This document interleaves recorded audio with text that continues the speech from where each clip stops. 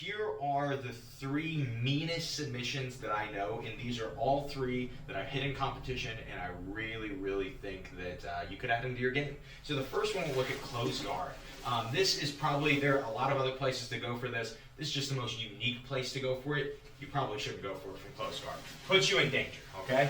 But a lot of times when you're just dealing with somebody who's having trouble passing, and they are creating a lot of angles, they're getting a lot of movement, they're not really protecting their neck because you're not supposed to attack from closed guard on top, right? Wrong. So today what we're going to look at, a lot of times you're getting your posture broken, and I'm looking at getting 4 fingers in on his lapel, and I want it to be really low. If I go here, this is not going to be tight, because when I go to finish this zipper choke, if there is any space between the gi that I'm pulling on in my hand, and basically the other lapels, they should be touching, then he's going to be able to survive the choke, okay? So I'm low enough that when I go here, notice how the lapels actually meet each other, and there is like, it's like having a noose on Jeff's neck here, okay? If I just do this, he's going to hand fight me and he's going to beat it. So when I do it, I have to be quick, but I have to add all my weight into this choke very quickly, okay? So I'm posture broken down, and we come up, and as soon as I start to come up, I pull,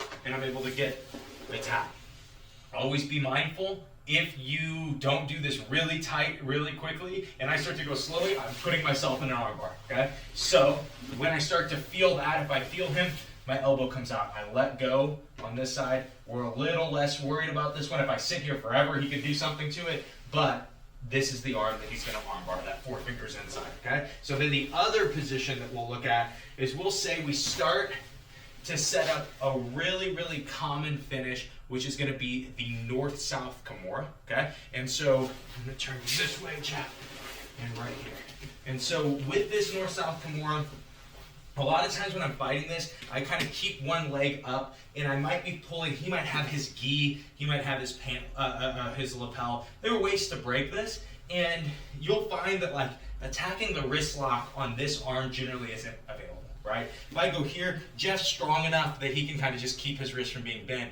If I'm way stronger than my opponent, which like I am with Jeff, I could force it. But most of the time, the wrist lock comes when you drop this knee and catch this arm, okay? So once I do this, a lot of times as he's reaching for his other hand, he's trying to defend, I can grab and I can finish that, okay? And so that's a really nice setup for this position. Like maybe I'm trying to finish this, he starts to connect, but when I get really good resistance from Jeff, a lot of times this sets up the most brutal submission, which is the head scissors, okay? And you notice, I didn't tell him that that was coming. But when you're in this fight, if his chin was tucked and his head was down, you would just squeeze his face, it's not going to work. But when he starts to really resist and try to escape this, his chin just comes off of his chest, and notice it's right in the crook of my knee. What I do is I fall, and as I fall, this leg basically scrapes his neck up even more, and I cross my ankles.